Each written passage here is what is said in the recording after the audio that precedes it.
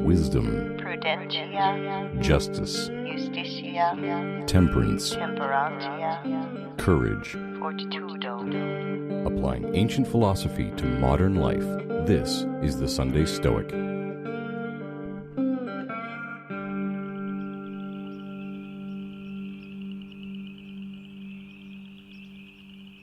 Welcome to the Sunday Stoic Podcast. This is Steve coming to you from Conway, Arkansas. In the background, you hear the sound of spring.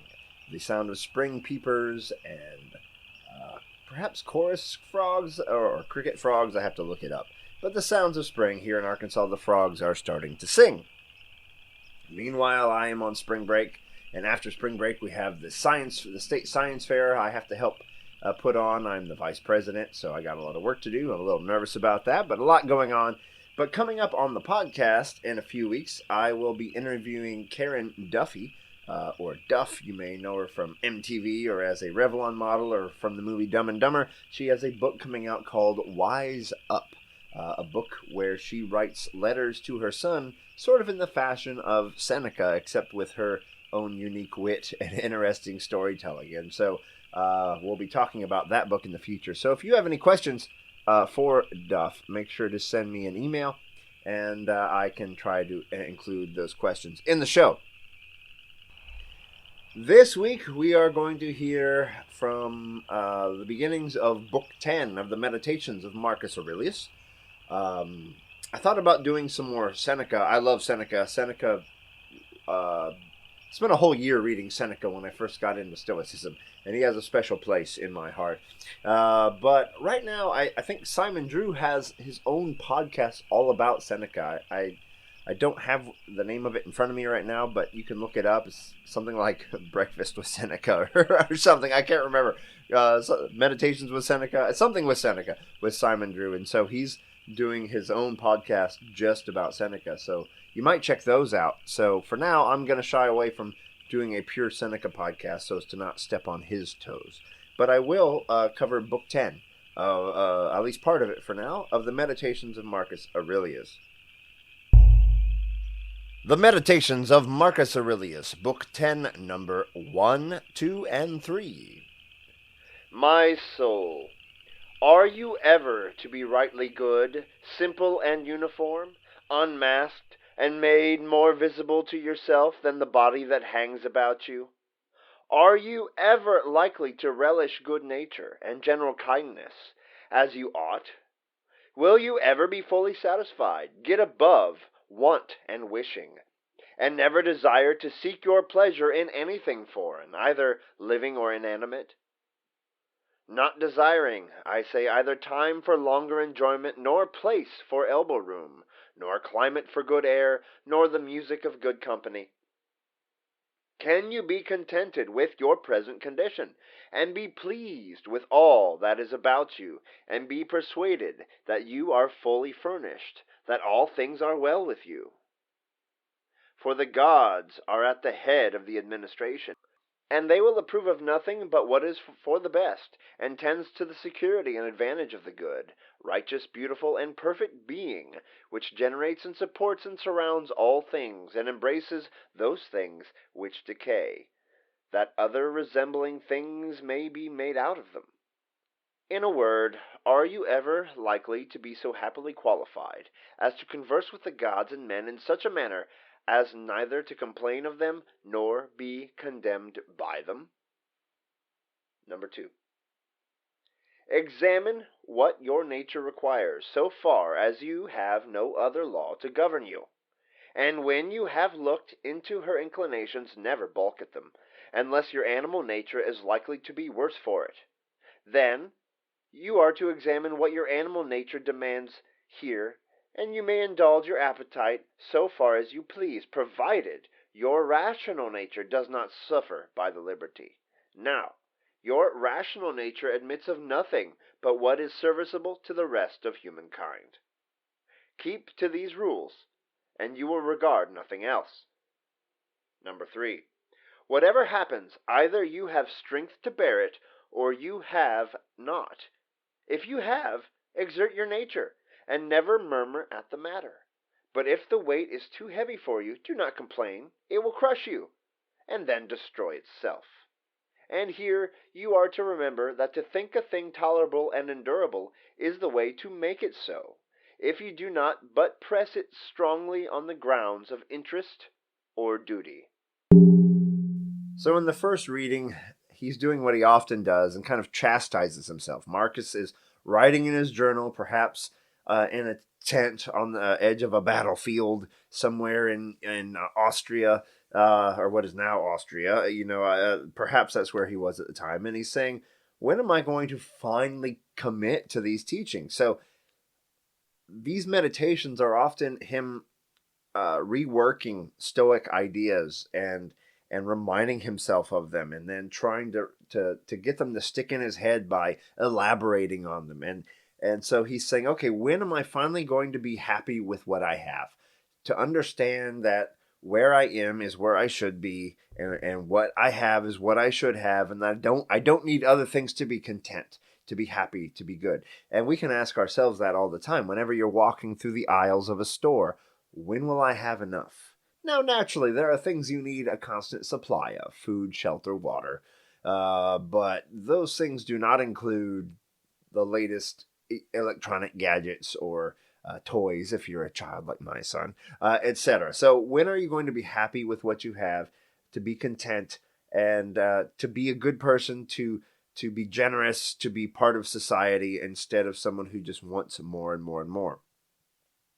He goes on to say, that the gods are looking out for us. They know what's best. They take the world and allow parts of it to decay, and then take that decay and build it into new things, much like fungus breaks down a tree, and then those nutrients are brought back into life again, and cycled through the environment endlessly. That's my bringing biology into this, adding it to what Marcus is saying. And he's saying, when will you finally be a good enough person where you won't complain about other people, nor will you be of a character that others will condemn you, at least condemn you justly? They might still condemn you. That's out of your power. But don't be such a person that they have the right to condemn you justly. So he's trying to to tell himself, hey, I know you. You're not content. You're not happy with what you have. You always think you need more. You know this philosophy. We often think of Marcus as this great, almost sage-like figure, but he's fighting himself every day when he's writing in his journal. That's what makes this so useful. He is on the path. He is not at the end of the path, and that's helpful for us both to see that someone who had this much training was still struggling, but still making progress, and to see how he did it to help us. We can mimic his journaling style. In the second reading, he goes on saying that examine what nature requires. Don't balk at the things that nature requires, unless your animal nature is likely to be worse for it. So here he's building on a hierarchy of the way the Stoics view the world. So they see the life as infused with the logos, essentially. I might have the terminology slightly off here, so bear with me. But the logos infuses all things. That's the essentially the godlike nature that infuses all things, and that is in different tensions in different kinds of creatures. And in plants, it's under a light tension. They're alive. In animals, it's tighter, and in humans, it's the tightest tension, and that gives us the ability to have reason, just like Zeus has. So he says, and of course, we have all three natures within us. So he says, don't balk at what nature requires, the basic needs of life, unless it impairs your animal nature. And I have no idea what he means by that.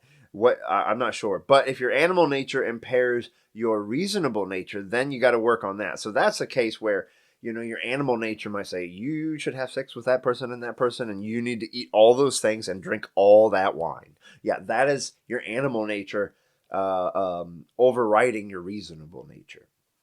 I guess maybe your plant-like nature, if it were overriding your animal nature, might be, from a Stoic perspective, I want to live, I want to live, I want to live, I want to live, and with the knowledge that if you live, it's going to be against reason, against your animal nature, a lot of pain or whatever, and you should take the open door as or you might consider taking the open door, as Epictetus talks about. I'm not sure. I'm not sure what he means by that first one, but I fully understand what he means by if your animal nature is overriding your reasonable nature. And then you want to make sure these things are serving one another. Your ability to thrive as a biological being, your ability to be an animal, to seek out what is good, reject what is bad, and then your ability to be a human and use reason to its full capacity. And you want those things to build on each other, not hamper one another. You want them to be aligned. And then he says, then what you need, what your rational nature demands of you, is to be serviceable to the rest of humankind. And if you keep to these rules, all will be well. So think about those things. Think about trying to align these different parts of you, your basic needs as a biological being, your lizard brain, and your reasonable nature, and try to get them to work together rather than fighting one another all the time and overriding each other. I know I fight that all the time when I'm fighting my growing middle-aged midsection. I've always been a skinny guy, and now that I'm like 42, nature's trying to change that into the slightly different shape than I used to have, and I'm trying to fight it a bit, and I know that I can, but I also love to snack. Right? It's an indulgence in pickles, yum, cheese, those sorts of things, and I'm trying to find alternate ways to enjoy myself that are less bad for me, as it were, to overcome with temperance and fortitude. And the last reading, whatever happens, either you have the strength to bear it or you don't. Kind of going back to what I said before about things overriding your biological nature. You either have the strength to bear it or you don't. If you have the strength to bear it, then bear it and shut up. And I think that could apply to things of the body as well as things external to you. Like my constant battles with my house. There's always a problem, and I always think it could be some sign of structural failure. But it's not an impairment to me. It's just a thing, and move on.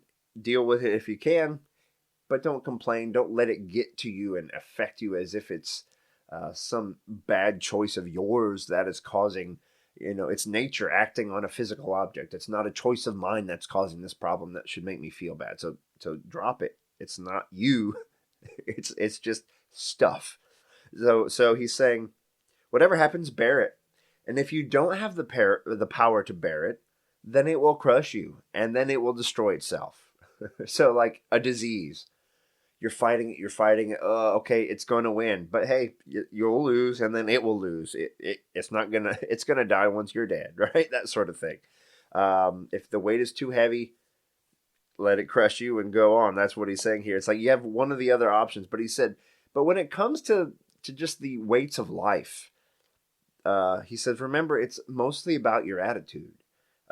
Obviously, if you're sick with a disease, it's either going to get you or it's not. But when things affect you in life, you can let it destroy your spirit, cause deep depression, and go down a road of anxiety. Or you can say, wait a minute. This is tolerable and bearable if I say it is. It's all about my attitude. And he says, spin it on the grounds of your duty. It's in my best interest to say no. This is tolerable. I'll work on it or I'll ignore it. Or it's your duty. No, the Stoic gods have commanded that I shall face this problem. My car is a piece of crap. I have to live with it. I have to learn to fix it. I have to walk to work. That's fine. That's what I'll do. It is my duty. It's not, oh, woe is me. Oh, I give up. I'm going to jump off the roof. Like the stockbrokers during the Great Depression. Oh, I lost everything. I'm jumping out the window. No, face it. Go live in a hut. Learn to build a log cabin and grow a garden. Do something else. You'll be fine. Live till you can't live anymore. In the words of, what's the band? Big and Rich, the country band here in America. I don't know if they're still together or not. I'll live this life till this life won't let me live here anymore. Then I will walk. How does it go? I will walk with something through this open door. Anyway, it doesn't matter. But I will live here till this life doesn't let me live here anymore. Try not to be crushed by the unforeseen effects of life. if you see it as your duty to bear it or figure it out or get around it or escape it as your duty, kind of like being in a prison camp in World War II, you're shot down behind enemy lines, you're in the camp, it's your duty to escape and cause havoc rather than to sit down and cry and wish you weren't there. Figure it out. At least try. You're good chance you're going to fail, but at least with your last breath, you know that you gave it your all. Anyway, those are 3 readings from Marcus Aurelius, Book 10. So this week, get out there, try to align your 3 natures, your biological, just basic biological needs, your animal nature, your ability to pursue and reject things, and then your rational nature to make good, just decisions. Try to think about where you are in life. Are you accepting of the things that are happening to you? And try to change your attitude about the crap that's happening in your life and see it as your duty to overcome it, to avoid, when I say avoid it, I mean, like ignoring it if it's not really that important, or tackling it, or fight it until you're defeated. Figure out what it is you should do rather than being crushed by it. And if you are crushed by it, then it won, but at least you died fighting. So think about all that. Have a good week. Seize the day. Shoot me an email. Let me know you're listening. It's kind of quiet out there the last week or so. SundayStoic@gmail.com. And seize the day. Carpe diem.